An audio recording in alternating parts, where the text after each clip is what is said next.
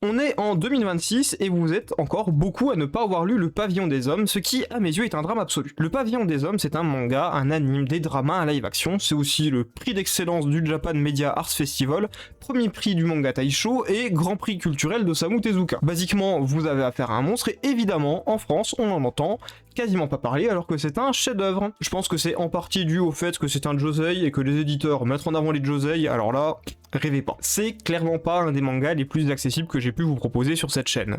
Mais c'est sans doute un des plus intéressants. Le Pavillon des Hommes, c'est une histoire alternative à la vraie histoire du Japon. On est en plein air et d'eau, une forme de variole s'attaque aux hommes, décimant la grande majorité du territoire japonais masculin. Forcément, c'est les femmes qui prennent les rênes, c'est elles qui contrôlent le pays et tout ce qui est lié au pays, la société, l'économie, le gouvernement, à la place des hommes. On est sur une totale inversion des rapports de force. Les hommes sont en infériorité, sont même considérés comme une ressource rare. N'envoie pas ton fils au champ, il risquerait de se blesser ou de s'abîmer un petit peu. C'est quand même très précieux, un enfant masculin. Et si dans l'idéal, on pouvait l'envoyer dans le fameux pavillon des hommes chez le shogun, ça serait un honneur absolu pour la famille. On va pas suivre un seul personnage à proprement parler. On va suivre l'histoire sur plusieurs générations de la famille du shogunat, des hommes qui accompagnent les femmes dirigeantes, les tragédies, les manipulations et surtout les jeux de pouvoir. C'est une intrigue historico-politique ultra intéressante et parfois troublante puisqu'on voit le meilleur comme le pire de l'histoire. Ça reste une réécriture assez libre, mais c'est fidèle à certains points clés de l'histoire du Japon. L'œuvre fait évidemment énormément se questionner sur les rapports hommes-femmes et surtout sur les rapports de domination que les deux genres peuvent entretenir l'un envers l'autre. De fil en aiguille, on va forcément s'intéresser aussi à l'ouverture du Japon, les tentatives de la nation pour trouver un remède et son rapport au reste du monde, puisque pour rappel, à ce moment-là, c'est le sakoku, une politique de fermeture quasiment complète du pays qui durera 2 siècles.